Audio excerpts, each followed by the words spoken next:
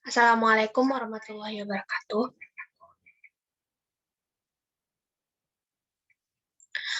Perkenalkan, nama saya Zaria Marta Prima Yolanda dari Pendidikan Geografi 4B, Angkatan 2019. Di sini saya akan menjelaskan terkait dengan mineral logam. Sebelum kita masuk ke mineral logam, kita akan mengulik sedikit tentang sumber daya alam. Sumber daya alam Sumber daya alam merupakan segala potensi alam yang dapat dikembangkan untuk proses produksi. Sumber daya alam dapat digolongkan menjadi beberapa kategori, diantaranya mungkin bisa berdasarkan sifat pemulihnya, sifat dan lokasinya. Nah, secara umum mungkin teman-teman bisa mengetahui kalau sumber daya alam itu terbagi menjadi dua, yaitu sumber daya alam yang dapat diperbarui dan sumber daya alam yang tidak dapat diperbarui.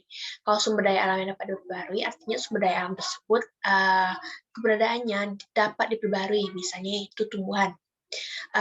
Sumber daya alam yang tidak dapat diperbarui biasanya itu tuh termasuk dalam golongan barang tambang, yang artinya ketika dikulas terus-menerus, sumber daya alam tersebut tidak akan dapat diperbarui lagi.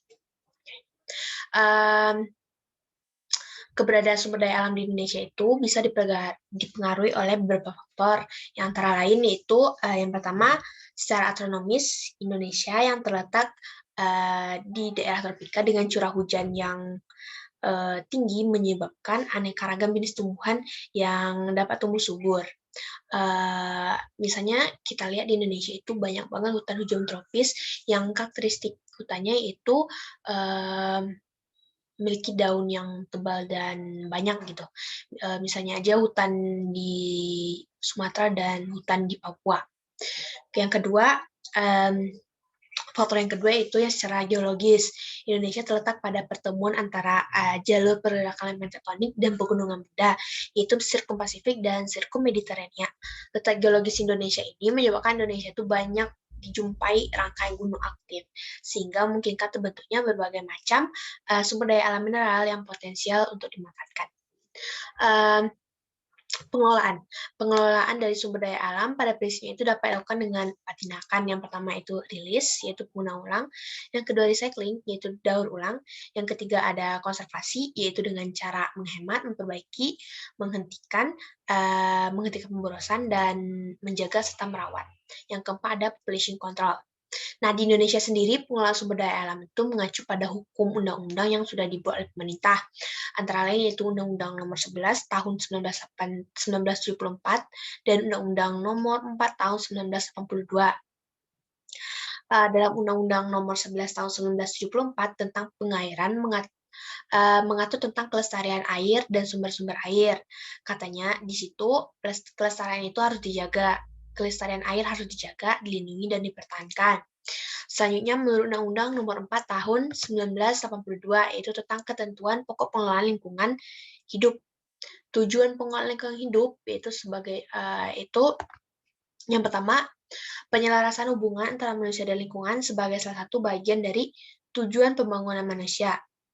Yang kedua, pemanfaatan sumber daya alam secara bijak dan terkendali. Yang ketiga, itu pembentukan manusia Indonesia yang cinta terhadap lingkungan dan berperan sebagai pembina lingkungan hidup melalui pendidikan lingkungan hidup, baik di sekolah maupun luar sekolah. Yang keempat, itu pembangunan berwawasan lingkungan demi kepentingan generasi sekarang dan generasi yang akan datang. Yang kelima, pelindungan negara dari berbagai pengaruh luar yang dapat merusak dan mencemarkan lingkungan. Sekarang kita masuk ke mineral logam. Jadi mineral logam itu merupakan bagian dari barang tambang, artinya mineral logam itu merupakan sumber daya alam yang tidak dapat diperbarui. Nah, menurut Peraturan Menteri Nomor 5 Tahun 2017, di pasal 1 ayat 2, mineral logam adalah mineral yang unsur utamanya mengandung logam, memiliki kilap logam, dan umumnya bersifat sebagai penghantar panas listrik yang baik. Nah, sumber daya alam yang termasuk ke dalam mineral logam yaitu misalnya timah putih, tembaga, boksit, besi, nikel, emas, perak, platina, mangan. Nah, kita tahu ya dari mineral logam yang saya sebutkan barusan itu merupakan bagian dari kehidupan kita sehari-hari yang bisa dimanfaatkan di kehidupan sehari-hari. Nah, potensi-potensi yang dimiliki oleh mineral logam ini di Indonesia sendiri Biasanya mineral logam itu tersebar di 5 pulau besar di Indonesia, yang tentunya potensi-potensi tersebut berbeda antara satu pulau dengan yang lainnya. Berdasarkan data dari Badan Geologi per Desember 2018, potensi sumber daya alam tembaga mencapai 12.468,35 biji juta ton, sedangkan besi 12.079 biji juta ton, emas primer 11.402 biji juta ton, nikel 9.311,6 biji juta ton, perak 6.433 biji juta ton, boksit 3.301,33 biji juta ton, timah 3.878,29 biji juta ton, dan emas aluvial 1.619,84 biji juta ton. Nah, sementara cadangan total yang terbukti dan terkiranya ya, yang pertama itu dari nikel ada 3.571,56 juta ton, besi 3.074 biji juta ton, emas primer 3.024,9 biji juta ton, perak 2.765 biji ton, tembaga 2.761,18 biji juta ton, boksit 2.378,34 biji juta ton, serta timah 1.209 juta ton, dan emas aluvial 6,6 biji juta ton. Nah, kita lihat dari potensi yang saya sebutkan barusan, itu sebenarnya kalau dilihat secara keseluruhan, Indonesia tuh masih memiliki potensi mineral logam yang cukup besar, terutama di nikel, karena mungkin karena jumlah nikel yang banyak itu ya di Indonesia. Selanjutnya, pemanfaatan dari mineral logam. Yang pertama ada manfaat dari tembaga. Tembaga merupakan unsur kimia yang memiliki simbol Cu atau cuprum yang paling banyak digunakan untuk industri apapun. Lantaran sifat yang tahan terhadap panas dan listrik, elastis, lunak, serta tahan korosi. Umumnya, selain digunakan tanpa bahan campuran, tembaga juga dapat dikombinasikan dengan kuningan, timah, aluminium, maupun silikon. Dalam kehidupan sehari-hari, kita lihat tembaga itu biasanya digunakan untuk pembangunan rumah, bangunan, maupun jalan. Namun nyatanya tembaga juga dapat berfungsi untuk kabel listrik. Nah, jadi kalau di kabel listrik yang pakai karet di luar warna putih, itu kalau karetnya dilepas, itu akan ada tembaga di dalamnya. Warnanya agak keemas-emasan, emas-emas tembaga gimana gitu. Nah, itu tembaga itu baik buat penghantar listrik. Selanjutnya ada kegunaan dari emas. Emas itu memiliki simbol Au atau bahasa latinnya yaitu aurum, yang merupakan mineral yang termasuk ke dalam golongan logam transisi. Emas memiliki sifat sebagai penghantar panas dan listrik yang baik.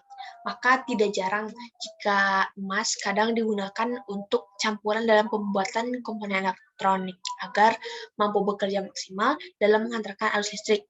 Selain itu, kita tahu manfaat emas sehari-hari selain buat campuran dari komponen elektronik, emas biasanya digunakan sebagai bahan-bahan perhiasan seperti cincin, gelang, kalung, dan sejenisnya.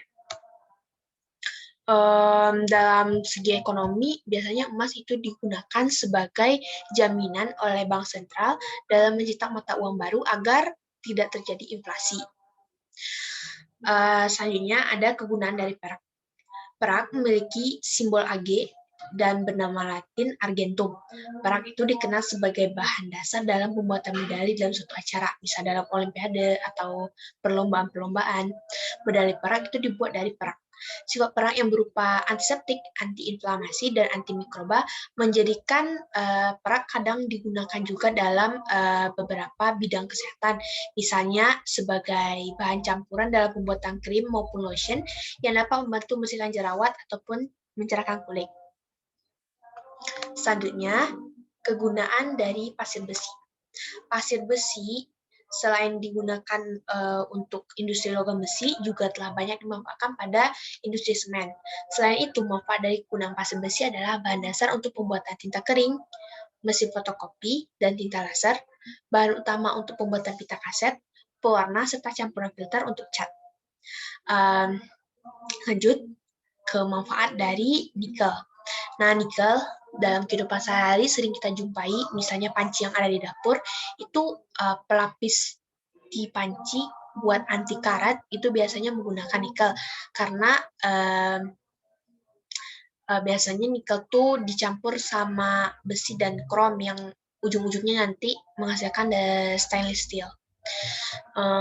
Sehingga peralatan-peralatan dapur yang tadi dilapisi dengan stainless steel tersebut tidak mudah berkarat dan tentunya mampu menghantarkan panas dengan baik. Kemudian nikel biasanya juga digunakan untuk material pembuatan koin. Contohnya di Bank Indonesia yang pertama kali memperkenalkan uang logam pecahan 1000 berbahan dasar nikel pada tahun 2010.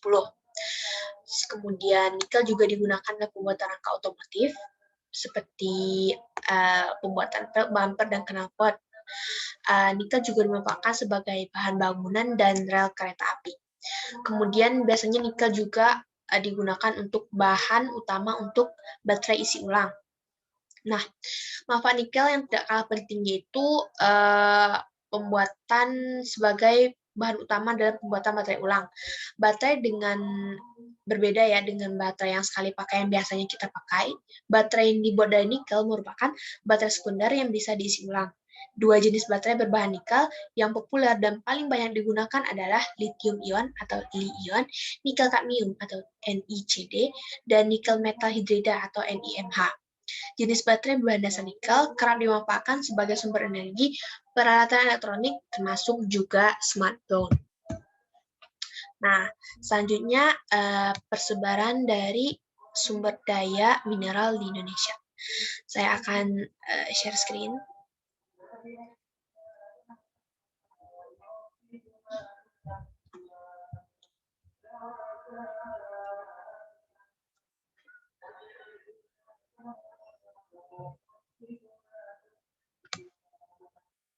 Oke, ini merupakan peta dari persebaran sumber daya mineral yang ada di Indonesia. Di situ kita lihat yang pertama ada boksit. Boksit itu banyak dijumpai di Kepulauan Riau dan Kalimantan Barat. Nikel. Nah nikel. Sini kita banyak jumpai di wilayah Maluku, Sulawesi, dan Papua Barat, khususnya di Pulau Gang. Kemudian tambang timah terbesar di Indonesia yang paling terkenal yaitu terletak di Bangka Belitung. Tepatnya di Pulau Belitung, Pulau Bangka, dan Pulau Singkep, serta juga ada di Riau. Sedangkan untuk tambang emas terbesar di Indonesia tersebar di Sumatera, Jawa, Kalimantan. Dan paling besar di Indonesia yaitu tambang emas di Papua, yaitu dikelola oleh PT Freeport Indonesia, yang sampai saat ini Papua masih menjadi penghasil tambang emas terbesar di Indonesia dengan penghasilan mencapai 240 kg emas yang dihasilkan tiap hari, itu emas murni ya. Nah, sekian dulu. Oke, itulah pembahasan dari mineral logam kali ini. Semoga dapat bermanfaat bagi teman-teman sekalian. Terima kasih. Assalamualaikum warahmatullahi wabarakatuh.